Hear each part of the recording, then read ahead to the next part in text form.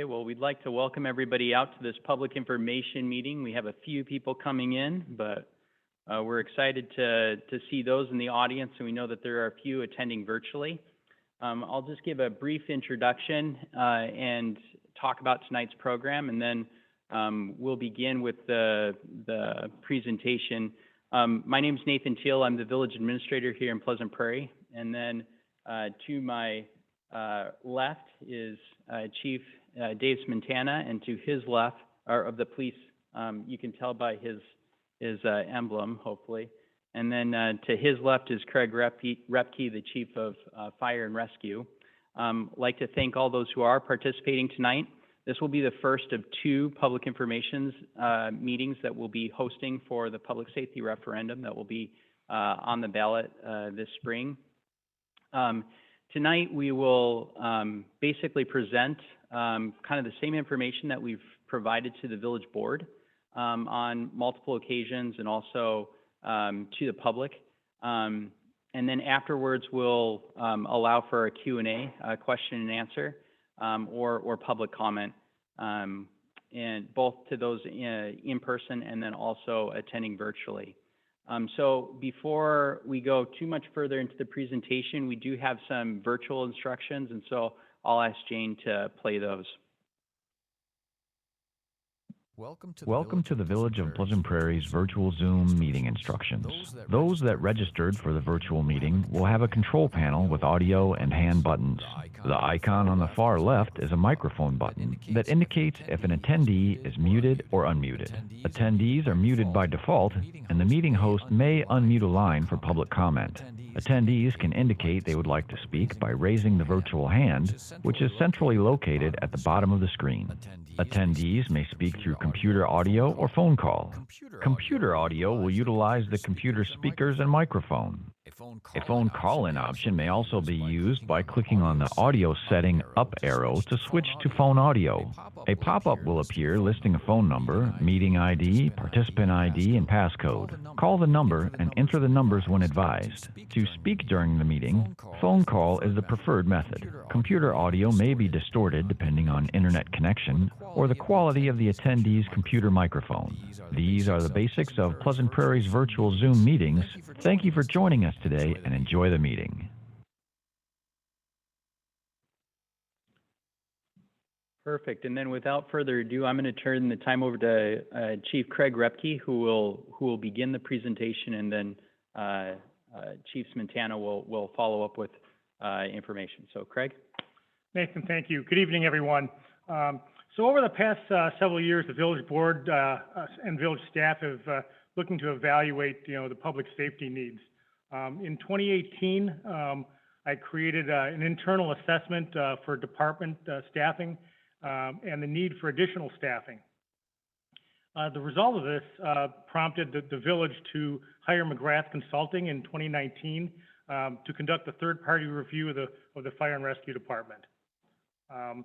Those results were, kind of reviewed, and in 2020, we took a deeper dive and reviewed both the police and fire rescue department staffing and response policies to determine how best to meet those recommendations based on the McGrath study and other, public safety needs.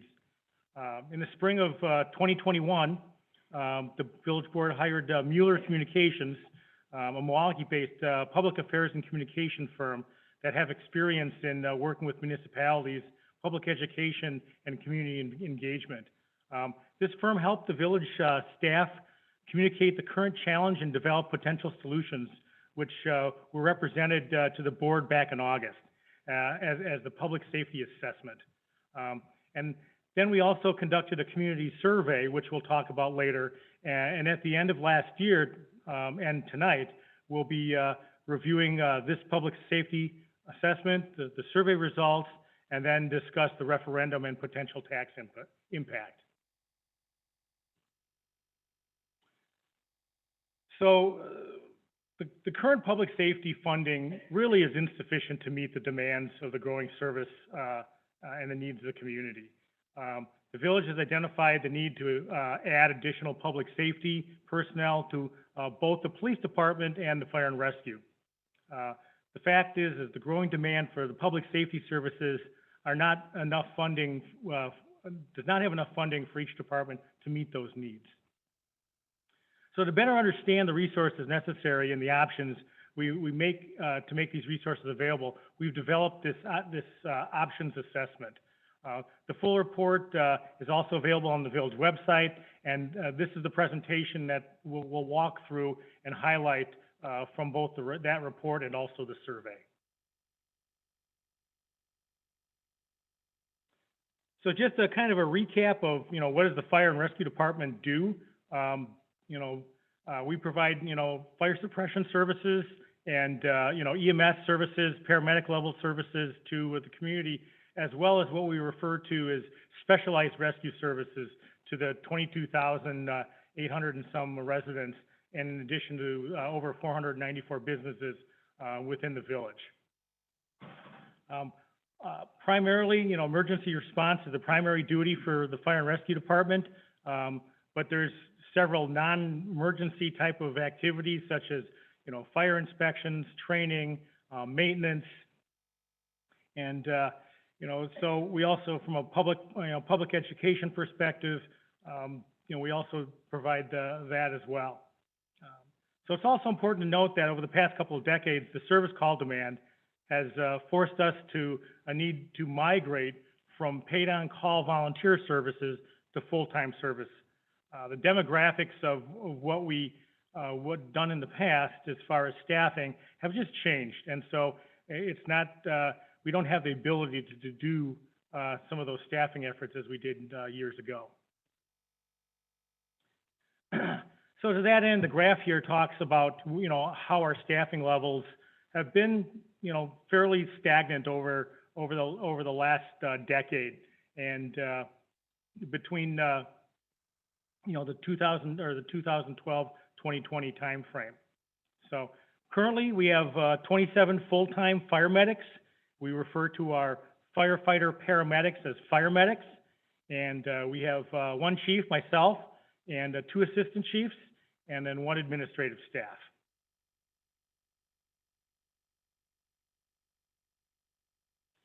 So just looking at the graph here, our staffing level is really 0.8 employees or firefighters, per square mile, and I believe we're roughly 34 square miles. So if you look at that comparison to other communities, we're actually the lowest.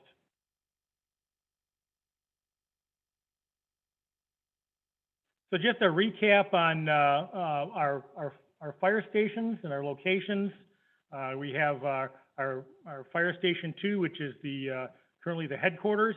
That's south of basically C&H on the west side, and we have our fire station 1 just up the road here at 3801 Springbrook Road, and that was a recent build in 2015. And Chief, before you move on, I think it'd be important, can you just highlight the need for, in the future, we have the 2 stations servicing this 34 square miles, or this 33 square miles, between 33 and 34. And right now, with the growth and development, there's the need to jump to that 3rd station, right? In order to cover that space. Can you just talk through a little bit about that? So sure. So we've talked about Station 3 for probably almost 20 years now, and we kind of knew that at some point in time we would have it.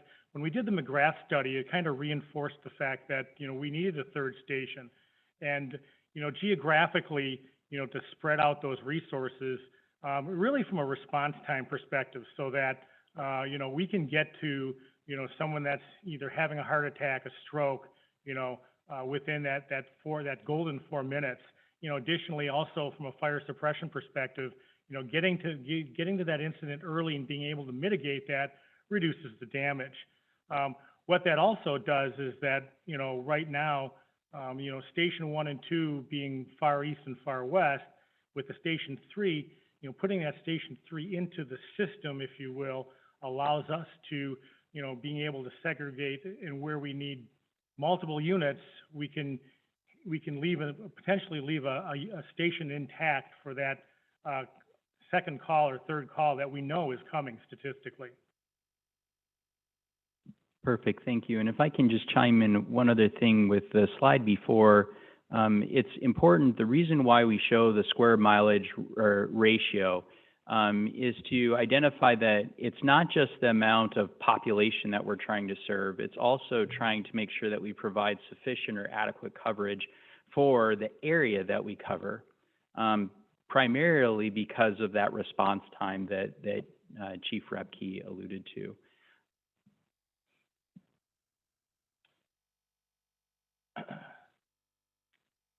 So essentially, from 2010 to 2021, which are fairly recent numbers, our call volume has gone up, about 83%.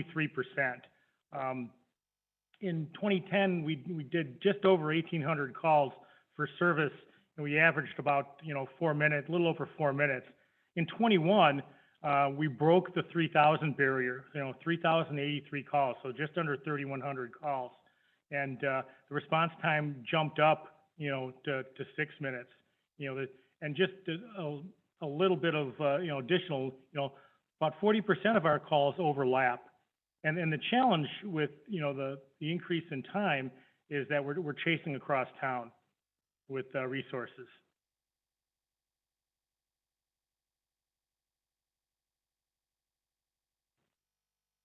So good evening. As Nathan mentioned, my name is Chief Dave Smetana from the Police Department side.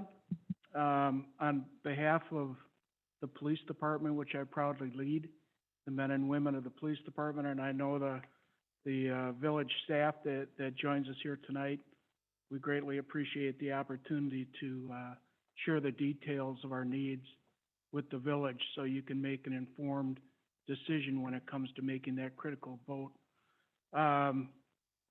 As is detailed on the slide, the Pleasant Prairie Police Department is a full-time law enforcement agency that responds to emergency calls requiring police presence and services, and provides those services to enhance the safety and security for the 22,866 residents of the village of Pleasant Prairie, covering a total of 33.64 square miles. In addition to partnering with other local law enforcement agencies to provide specialized services throughout Kenosha County, the Pleasant Prairie Police Department is the only Kenosha County law enforcement agency that is fully accredited with the Wisconsin Law Enforcement Accreditation Group, or WILEAG, and that's a designation that we proudly hold. This is we are just one of 10% of the departments across the state that holds that accreditation level. The Village of Pleasant Prairie is budgeted for 36 sworn officers, plus 11 non-sworn clerical staff and dispatch personnel. Dispatch personnel provide emergency and non-emergency communications services to the police, fire, and emergency medical services, as well as public works. The police department deploys 3 primary patrol shifts daily. Second shift is commanded by a lieutenant of police, while the captain of police functions as the day shift commander. Each shift also has sergeants, which are assigned to function as shift supervisors. In addition to the 3 primary shifts, the department deploys a K-9 unit during hours of peak activity, as well as a full-time school resource officer. In addition to patrol, we have a very active detective bureau commanded by the operations captain. Our officers are dispatched to a wide variety of situations, including to, but not limited to, crime, theft, motor vehicle accidents, suspicious activities, disturbances, trespassing, alcohol and drug activities, and mental health issues.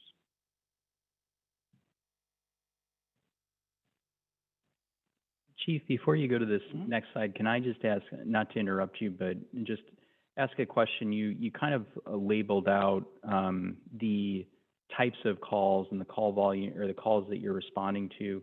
Can you speak a little bit to kind of the complexity or the demand that you're seeing for those calls or those services? Sure. The complexity of the calls really relates to what the initial officer meets on the scene and what follow-up, whether that officer is doing the follow-up or whether that follow-up is eventually going to end up in the hands of one of our detective personnel. That's changed over the years, and it's changed with technology. I don't know how many people either in person here or joining us virtually tonight have surveillance systems outside their house, Ring doorbells, things of that nature, or are carrying smartphones or cell phones. That's something we didn't have a great deal of 10, 15, 20 years ago.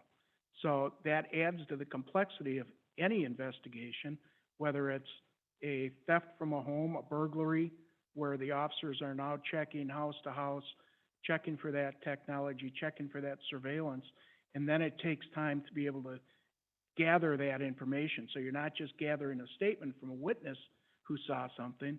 Now you're gathering that statement from the witness, plus you're going in and gathering that technology. And that happens more often than not in our residential neighborhoods, but it also happens, businesses have had those surveillance systems forever. So if you think about our retail establishments, every type of offense that happens there, we're gathering that information. And if you think about the types of individuals we are apprehending for these events, we want to see if they're tied to other ones. So what does that entail? It entails confiscating their phone, writing a subpoena, getting a search warrant, and then downloading that phone.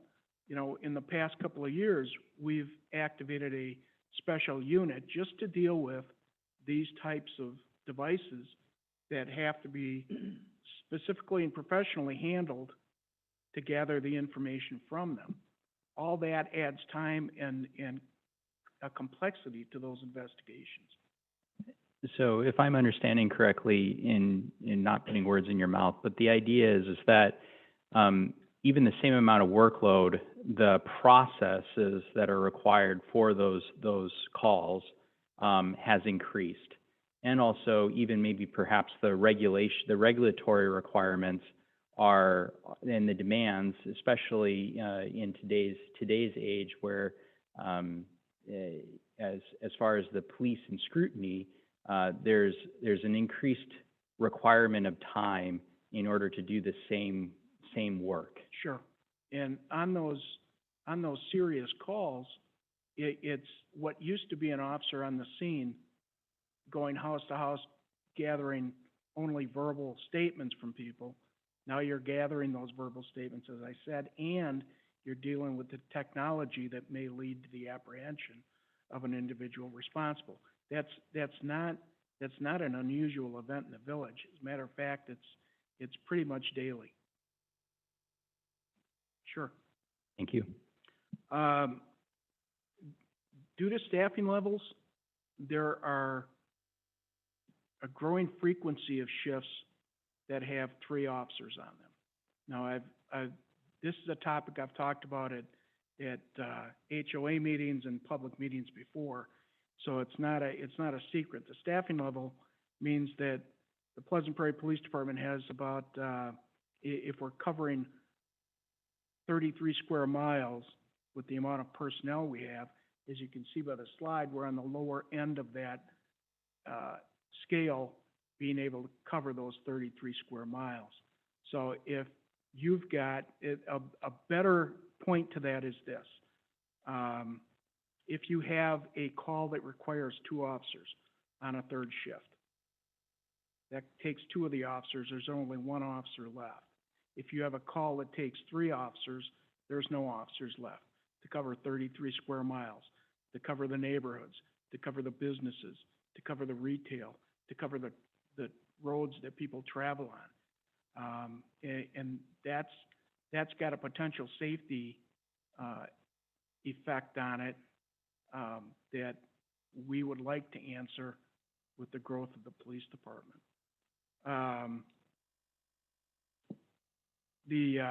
While staffing levels are comparatively low and stagnant, the calls for service in the Pleasant Prairie Police Department have increased over time. Between 2012 and 2019, we saw about a 7.5% increase in calls from the community. Now, those numbers can go up and down.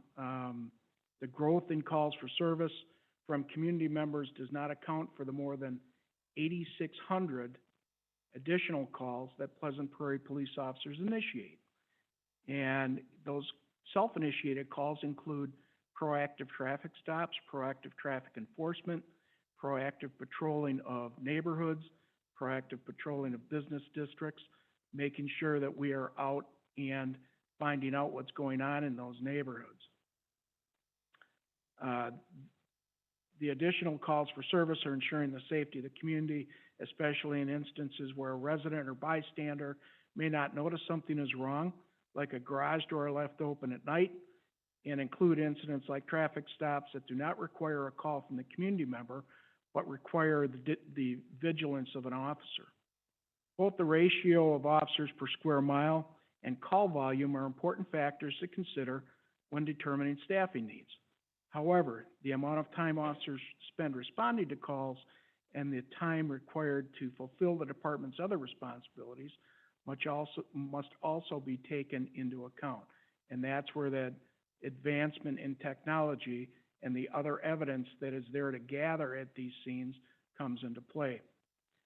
As an example, in recent years, the police officers have responded to a growing number of drug overdoses, narcotic overdoses case on a more regular basis. And the increase in burglaries and thefts in the Pleasant Prairie is also tied to those narcotics epidemic, as many drug users resort to these crimes to pay for drugs. The complexity of these incidents requires officers to spend more time, as we mentioned, on the scene and inhibits their ability to respond proactively to additional calls as they come in.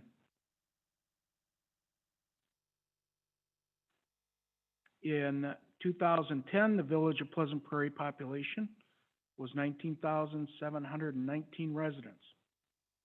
Based on 2021 state data, that number grew to 22,866 individuals in 2021, approximately a 16% increase in just one decade.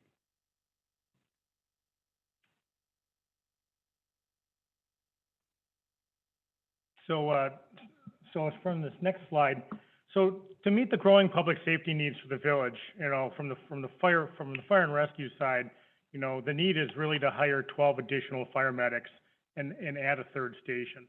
Now, I should point out that the third station is not part of this referendum. So the referendum is strictly for staffing. So, Chief, why can you address the third station? Let's say we built a third station today. So the village, for instance, the ability that the village has to finance things because the station is a one-time cost, that's something that we can work through our financial models or our financing models. However, the staffing side of things becomes a little bit more difficult because of the way the state regulates our ability to receive revenue, primarily that we have a levy cap. But Chief, with that introduction, can you explain why do we need why can't we just have a third station? Why can't we just do a third station and then, just distribute our men out to help reduce our response times? Well, you kind of alluded to it, is that first off, we would have nobody to put in that third station from a staffing level. So, if we, and one of the challenges, from a fire service discipline, where in contrast with law enforcement is, law enforcement, you typically see, one officer per squad, some areas obviously, two-man squads, what have you. The fire service is typically a crew of 3. And so you need to work, you don't put one person in a fire truck or one person in an ambulance. And in order to staff that station with the rotating shifts, you need those number of individuals to staff that third station. And you also mentioned that 40% of your calls overlap. So what's the solution there besides how are you doing it now? Like without the fire medics in play, how do you respond with an overlapping call? So currently, the methodology by which we've been able to handle our increased call volume is essentially mutual aid. Like was mentioned, as Chief Santana mentioned, the working with partnerships and such, the fire service is intimate with using mutual aid. So our surrounding agencies, whether it's the city of Kenosha, the village of Bristol, village of Summers, city of Zion, since we're close to the border, we utilize those agencies for potential daily call use, whether we need an additional ambulance, whether we need additional fire truck. So we utilize those agencies for our normal call volume.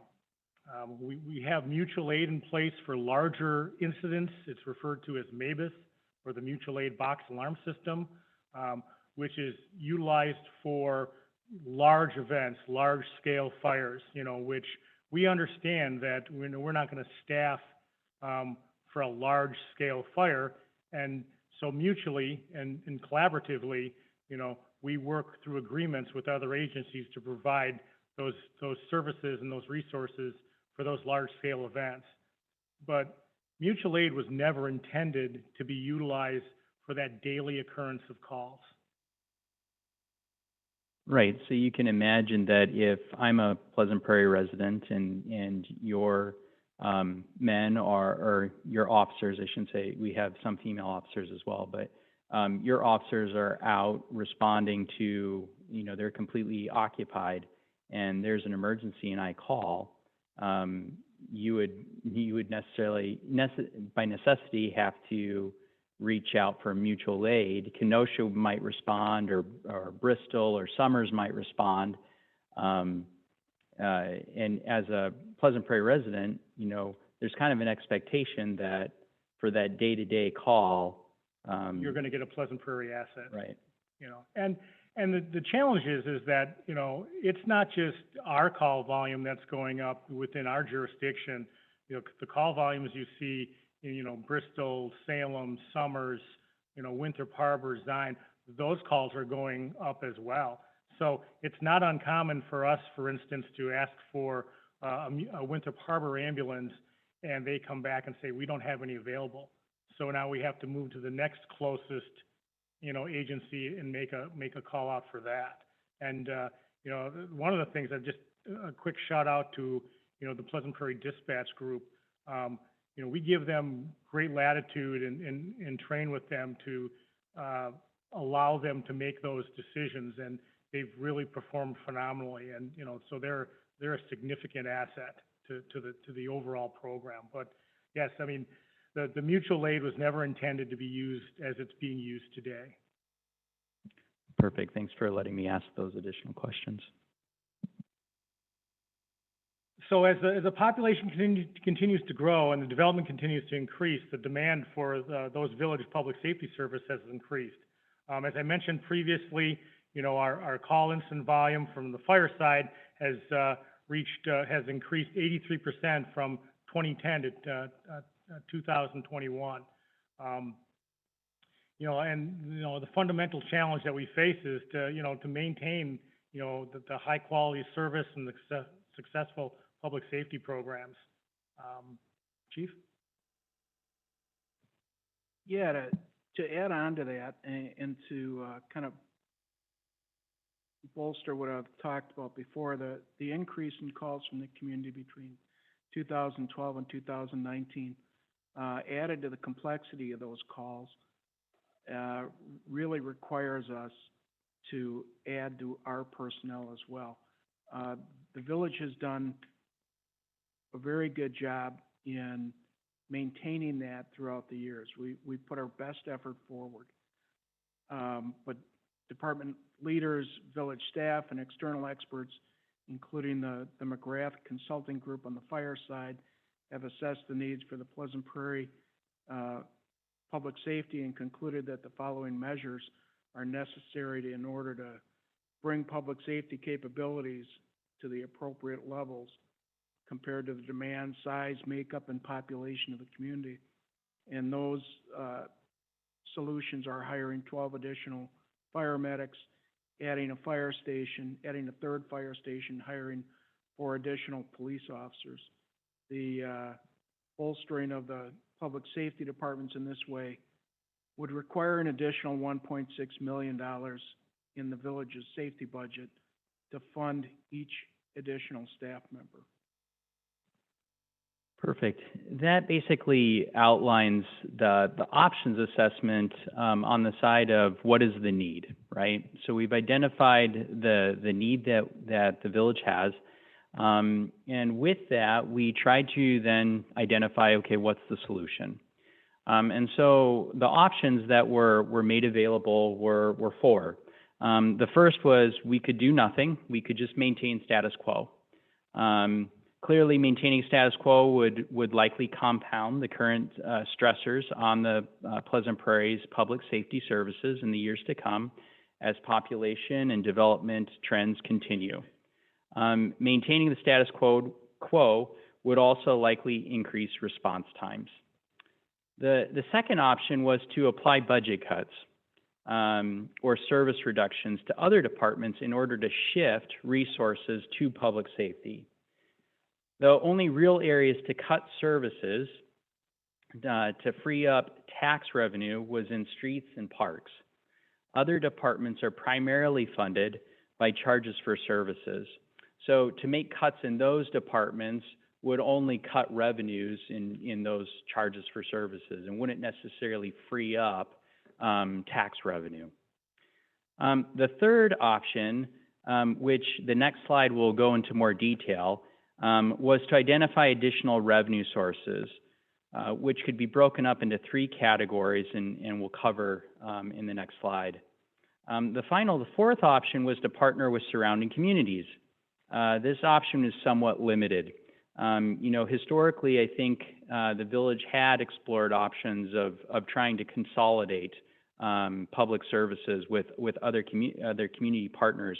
And that was not met with much desire historically from the community. But we currently are really maximizing the amount of partnership that we can do. So again, this is fairly limited. And by partnership, we're talking about that mutual aid, which Chief Repke spoke about. Chief Montana could also speak about the types of partnerships that we do with Kenosha County and also with the city of Kenosha. So while this is an option, it's fairly limited unless we are looking at trying to consolidate and have more of a joint service provision. So looking at the 3 subcategories of option 3, the assessment identified three options. So as state law limits the way municipalities can raise revenue, these were the 3 that were available. One is approval by voters through a referendum to exceed the state-imposed property tax levy limits. The second was a village-wide wheel tax on vehicles registered in Pleasant Prairie. And then the third was increased utility service charges for the village's infrastructure. With those options, we then went to the community for a public survey. We basically brought these options. We did an education piece, and that survey went out in November. The village contracted with Community Perceptions in October of 2021 to conduct the community-wide survey. Community Perceptions mailed the paper survey to all residences within the village of Pleasant Prairie, over 8,500, as well as offer an online option through a unique survey access code. The survey closed in late November of 2021. Total survey responses was 2,145, a response rate of about 25%. Those results were presented to the board in December, and those participating in the survey reflected an older population and was consistent with those who have the tendency to vote during an election. So I'll review those highlights, but in general, This survey was very reflective of kind of the community that was well responded to and reflective of what we'd see in an election.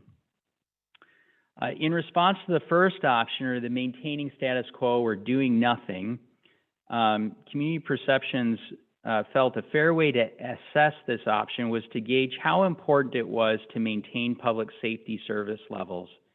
If it was important to the public to maintain service levels, then the obvious conclusion would be that resources would be needed to match growth. In the survey, 89% of respondents said that maintaining the current level of emergency service is important to them and their families. So it was apparent to us, or apparent in the survey, that doing nothing was really not an acceptable option.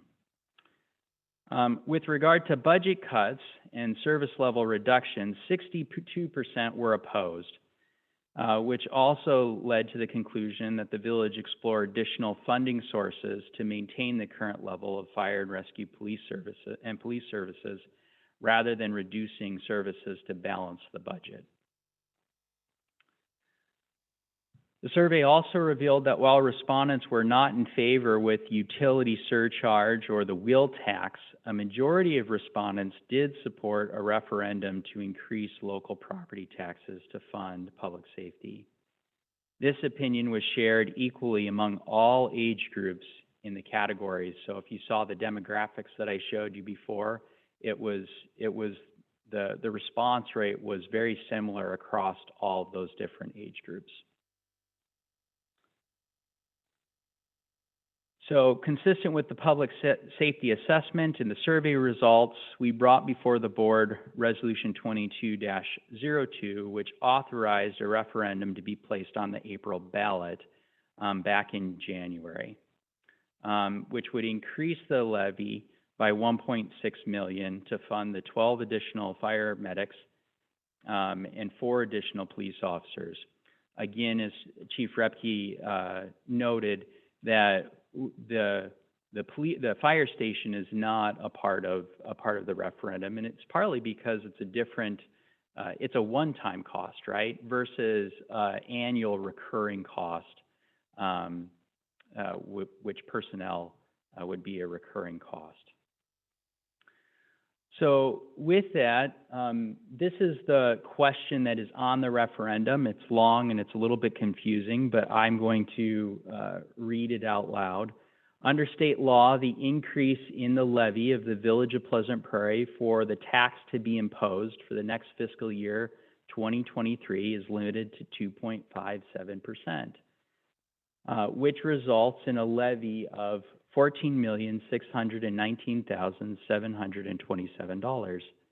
Shall the Village of Pleasant Prairie be allowed to exceed this limit and increase the levy for the next fiscal year, 2023, for the purpose of hiring and retaining the additional sworn police officers and fire and rescue personnel by a total of 10.94%, which results in a levy of $16,219,727 on an ongoing basis, include the increase of $1,600,000 for each fiscal year going forward.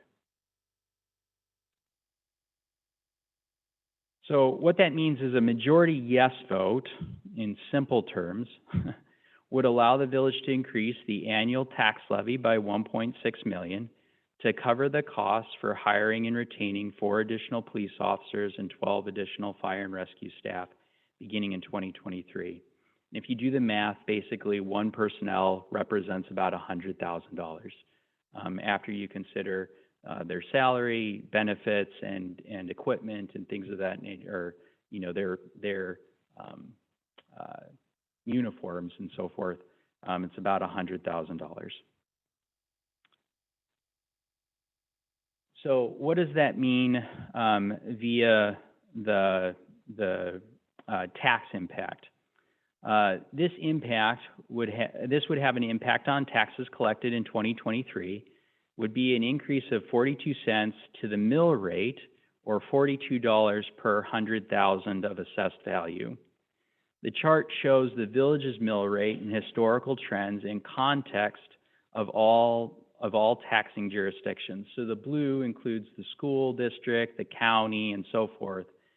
So right now, we're just under, in 2021 or 2022 taxes, we're under that $20, about between $17 and $18. In 2023, you can see that change if the school district and county, their taxes don't change, it's a slight increase in total. So a failure to pass the public referendum, their public safety referendum, would result in the Pleasant Prairie maintaining the status quo. That's basically what would happen. It would be that option one. Over time, the village does not identify, if the village does not identify funding to hire additional, oh, I'm going to lose my slides. Batteries.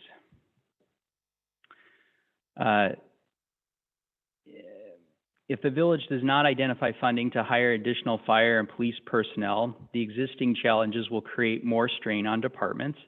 Maintaining status quo would likely compound the current stressors on the Pleasant Prairie's public safety services in the years to come as population and development trends continue.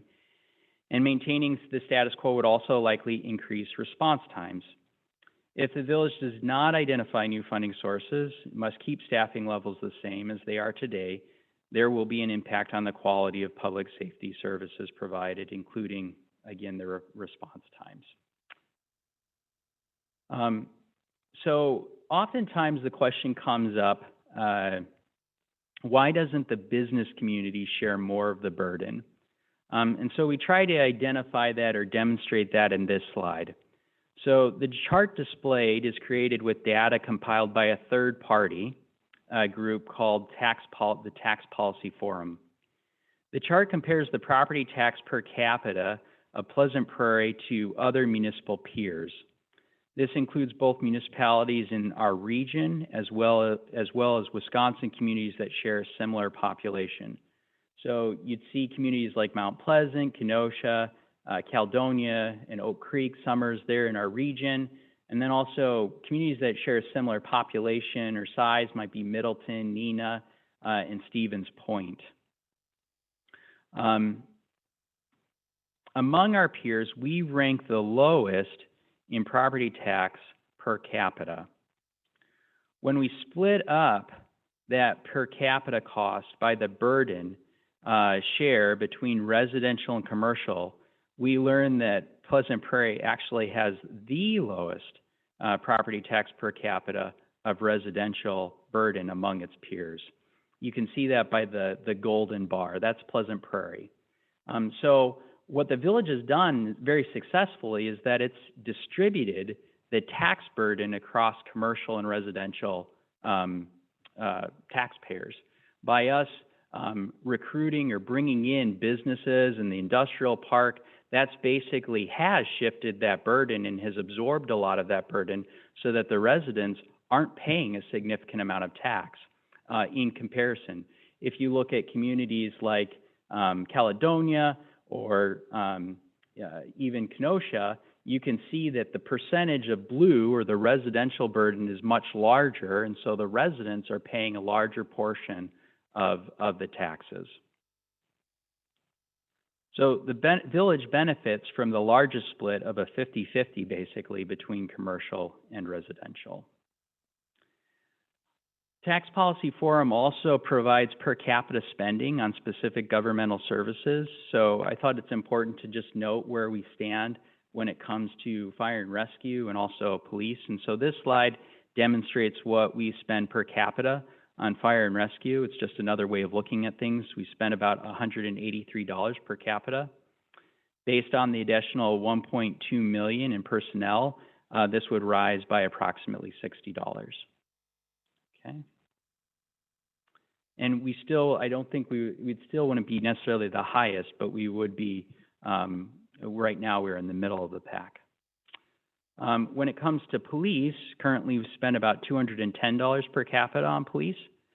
Based on the additional $400,000, we would add another $20 to this bar chart. And again, we would still be in the middle of the pack when it comes to policing per capita. So what's next? We passed the resolution. We're continuing public education. And then we are conducting public information meetings. So this is the first, February 23rd. We'll be hosting another one March 16th. And then the election, we conduct the election on April 15th. This pretty much concludes our portion of the presentation. And at this time, we would be willing to entertain any questions that you might have. I don't know if Steve, if there are any questions in the audience. I know I did receive one question via email, so I'm going to plug in my computer hopefully and get that question. But if there are members in the audience that have questions, now would be the time to ask. And Nathan, I do have that one emailed in response. So that might be the one you're looking for. It's from Dallas Weisner, and I do see Dallas is in the audience. So if he has any additional questions, he can raise his virtual hand, and we can answer that. But I'll just read this one off here. If additional services are needed because of the increased growth within the village, why hasn't the additional taxes received from the increased growth been adequate to fund the additional services? Is there something else besides increased growth that's causing the need for more funding? Yeah, so I can take a first stab at that, and then I'll let Fire and or Craig and Dave kind of respond to kind of the changes in service delivery that may have caused for additional needs. But in general, right now the state allows for us to grow our tax levy based on new construction. And so in concept, in theory, it would make sense that if we're allowed to increase the levy with new construction, that new construction then would take care of the cost for additional services. The issue is that what it doesn't account for is inflation, right? So if we're capped at 0% and all we're allowed to do is the net new construction, it doesn't take care of the general growth and costs that a village would have. So generally speaking, we've been very fortunate as a community to have net new construction and healthy growth that has afforded us the ability to accommodate inflation and also some increases in staffing, but clearly not the level of staffing needs that has been demanded. And in particular, we've grown to a point where we're now at a step cost increase, where if we need to add a third station and I need to staff that third station, I need manpower to fill that station. And so that's part of the reason why that change. The other thing is that when we locked in with the levy limit, that was at a time when we were able to take advantage, or at least better advantage, of part-time and paid-on-call services. That levy limit's been in existence now since 2003, I think. We've lasted a long time. We've lasted 2 decades. That's pretty incredible. And I'll let Chief, I think we kind of addressed but you might want to speak about the complexity again, and then also speak about kind of that shift from paid on call and our ability to recruit candidates, and just kind of the change in the times. Yeah, I kind of refer to it as an evolution and/or a change in demographics. I've been here since 1982, so I've had the opportunity to see the change. And one of the things is that we require additional training.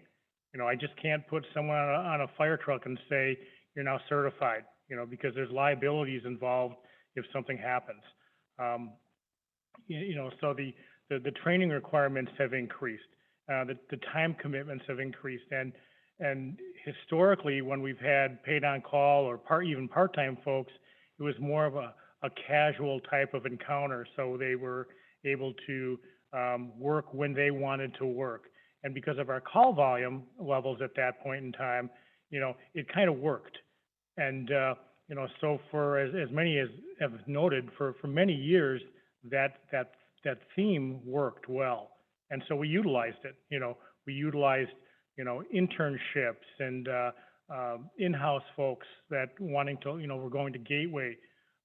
So, now we've really seen that shift in demographics where we don't have those people anymore. And so, and we need people to be available all the time. And the training requirements have increased both on the medical EMS side as well as the suppression side and the technical rescue side. So, just to speak a little bit to the type of calls, as far as, what we're going to now. We're seeing a change, again, I kind of refer to it as demographics where, we're visiting folks that we refer to them as a patient assist where, they may not medically need to be transported to the hospital, but, they can't either get back in bed or they've fallen and there is either no one to help them and or their spouse is unable to help them. And probably about, 40 to 45% of those assist calls actually do turn into hospital transports. But, that's something 20 years ago we never encountered. And so again, that's something we see on a daily basis. Chief, I think that that's a really important point that there's been a demographic shift just within our own community. We have an aging across the country. We have an aging demographic, but also even the ability for you don't see as much families. You're seeing more and more separation or distance between those who can assist. Yeah. And sorry. And to that exact point, what we find is that 20 years ago, you might be able to call your son or sister or daughter to come help you. Those siblings, those children, who are now all grown up, they're not living in the area, and so a lot of folks are all by themselves.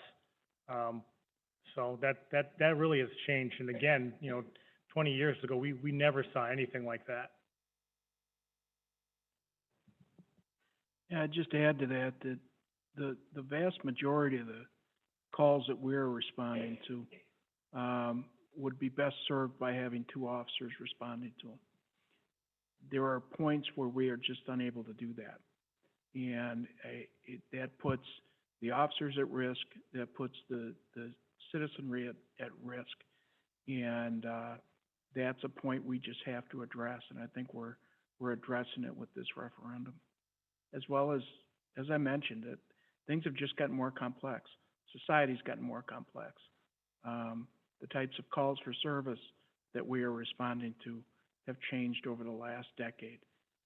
We are dealing with much more mental health issues, which requires additional training. So we're training in areas that 10, 15 years ago we weren't training in. And that all affects how we're responding and the types of calls we're responding to. So I think we answered that as best as possible. I don't know if the individual who is in the audience, if they have a follow-up question, they're more welcome. If there's anyone in the audience that has a question, Tom is available to hand out a microphone. I know that there was one other question that came, and that's with regard to TID closure, and I can address that in brief. So one of the things that we've been trying to do, and Jane, if you don't mind going back to the slide with the split between commercial and residential, I really enjoy this slide because I think it demonstrates that the village has been very, very proactive in trying to make sure that the residents of our village get the best bang for their buck, and also that there's a good distribution of the tax burden. When we went and brought the recommendation to the village board, and I can attribute the board members as policymakers that they're very thoughtful and very visionary and diligent in thinking ahead, is we went and we brought the referendum, and that needed to stand on its own two legs. Was there a justification to go to the taxpayers and say, hey, we need public safety, there is a need. Likewise, though, after we made that decision, staff and also the village board took into consideration this is going to have an impact on the taxpayers. With the TID 2, there was the ability for the village to hold on to maintain that TID one more year in order to accommodate things like housing, a housing program, which is a significant need in our area. But as we evaluated it, we felt that the tax relief would be a better, a more well-received, a better opportunity for village residents. There will be a significant tax relief that may actually neutralize any impact that this referendum will have. Now, we don't know, it's a little early to tell. We'll know closer to budget time as far as how the TID will impact the county and the county portion of the tax and the school district portion of the tax, and even the village's portion of the tax. And we really we didn't want to overpromise and then underdeliver. So we're presenting it, there's a $42 impact per $100,000 of value when it comes to this referendum. But I think that we've demonstrated in our past and also even in our foresight in the future that we're cognizant and we want to make the impact as minimal as possible. And the TID closure is actually demonstration of that because it will result in significant tax relief that should neutralize the impact of the referendum. Are there any other questions in the audience? We have one here, Tom, if you don't mind running up. You'll need the mic primarily for the people. I just wondered whether if you took that bar and that shows the tax burden between residential and commercial, what percent, how would that bar look in terms of services? What percent would be residential and what percent would be commercial? Yeah, that's a good question. What I will say is that generally speaking, so I don't have that magic ball, that crystal ball, but what I can say is that from a fire and rescue, we did do a study to see where has the growth been for fire and rescue, and generally speaking, it's on the residential side. It's not on the business side. From a commercial, or from a policing service, from a commercial standpoint, there is a higher demand, I think, for policing services from like response to crime and so forth on the commercial side of things. However, the proactive stuff that happens with the additional staff and so forth that we have, that's more on a residential side. And I will say that I think we pride ourselves on our community policing and our presence in the neighborhoods, and that level of service is, I think, pretty significant comparatively speaking to some of my counterparts across the state. Thank you. Other questions? I have one virtual hand raised online. For Alicia, you have been unmuted.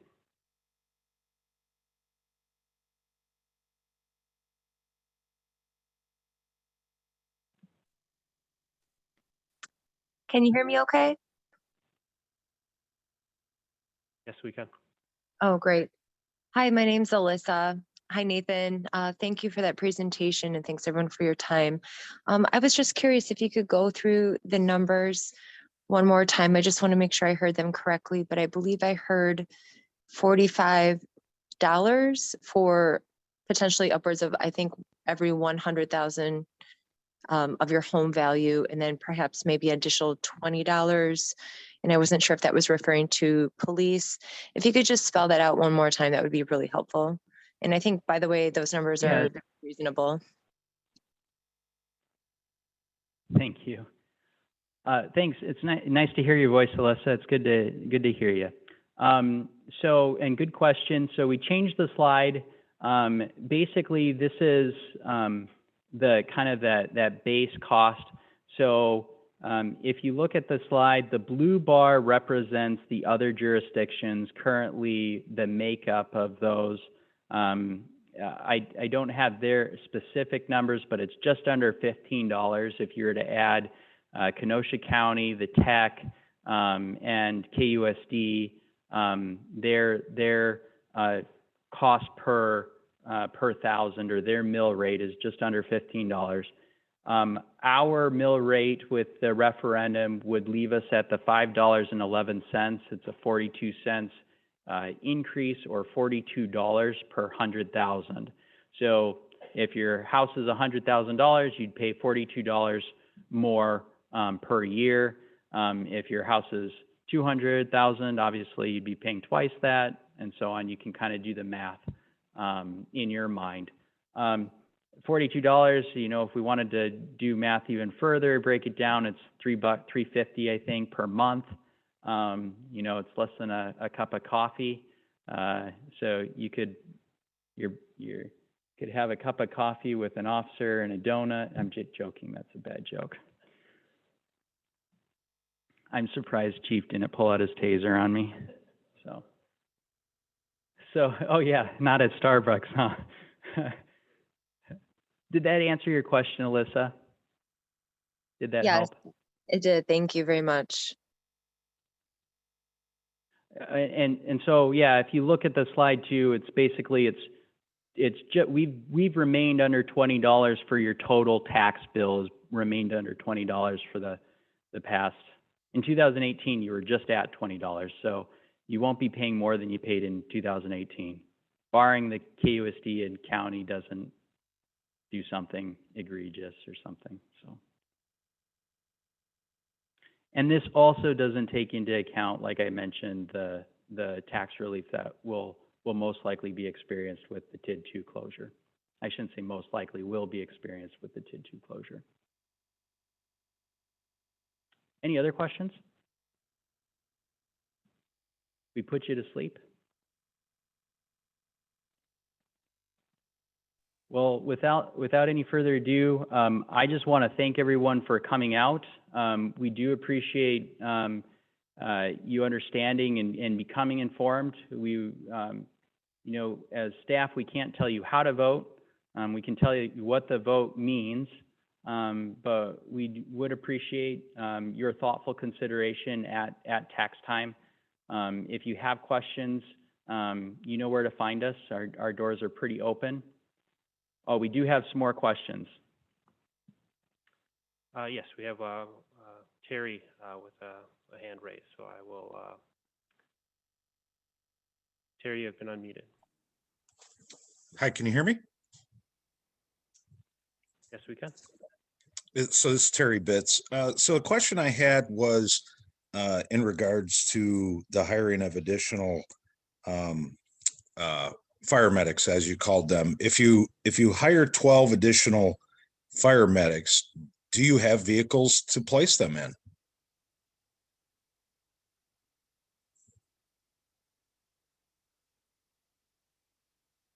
All right, so I believe the question was regarding, you know, do we have enough equipment to if we bring 12 individuals on? And the answer is yes. I mean, currently right now, the way we staff is a method called cross-staffing. So for instance, at our Station 1, you know, we have an ambulance, we have an aerial platform truck, and we have a fire engine, okay? So when the call comes in at the Station 1 district, you know, if it's a fire call, that crew of 3 goes on the fire truck. If it's a medical call, that crew of 3 goes on the ambulance. So we currently cross-staff probably 90% of the time. There are occasions when we do have enough staff to be able to man 2 pieces of apparatus at a station, but that's fairly rare. So, and to answer your question, yes, we have enough vehicles to do that as well. And I do believe, Correct. We have 3 ambulances. So, and I also believe that that was a question on the PD side. I don't know if you, Chief, if you want to. Yeah, because we're looking at 4, I know that the question was related to firefighters and the equipment, but on the police side, because we're hiring 4, those personnel would be split up between 3 shifts. And we've got vehicles and equipment that they would be able to utilize. Obviously, with every new officer we bring on, it would be some additional equipment that's built into the referendum. Good question. Thank you. All right, thank you.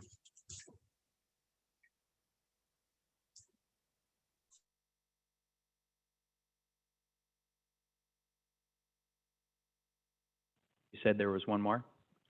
Oh, okay. Well, if there aren't any additional questions, we will be around a little bit longer. Feel free to come up, but why don't we just have Craig, any last comments? Dave, any last comments? And I'll close out. Yeah, this is a long time in coming. I mean, we've spoke at length about, the staffing, the methodologies by which we staffed services, over the years. And, we're very proud and take a lot of pride in providing a very high quality level of service, whether that's, at the paramedic level, from an EMS perspective. We've been in the paramedic business now since, for about 30 years.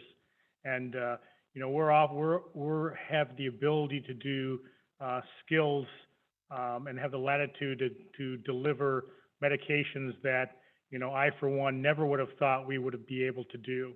And, that's because we have, great people. They're trained very well, and we have very good equipment. Yeah, I second that.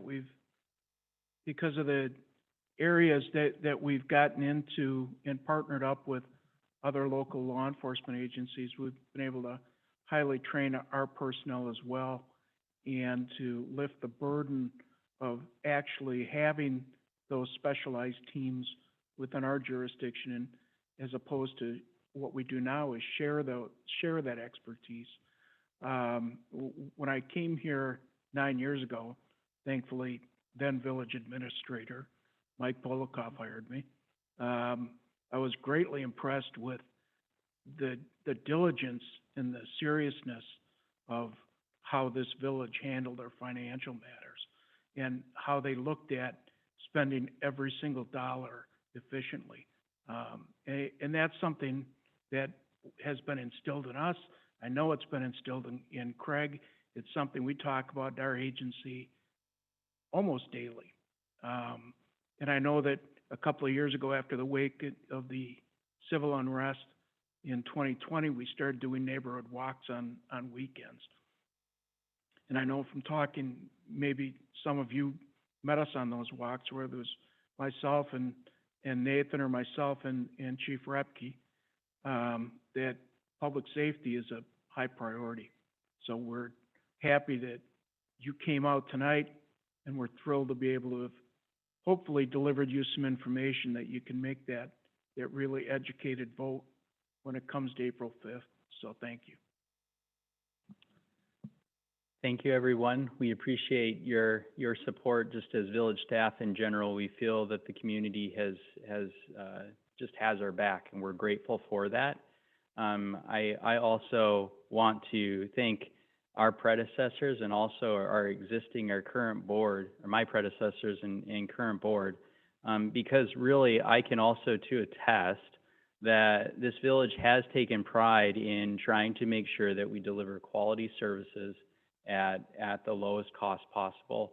And even in bringing this referendum forward, there was a long thought process. It's been since I arrived. Craig delivered that first assessment a few months before my hire.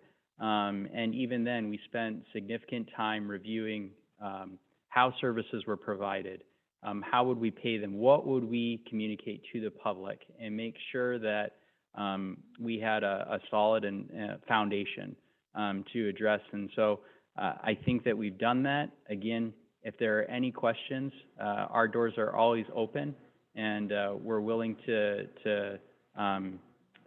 discuss and try to bring further information forward. So we thank you for attending tonight, and this basically closes our public information meeting. The next one will be held March 16th at the same time, 6 p.m. So thank you and have a good night.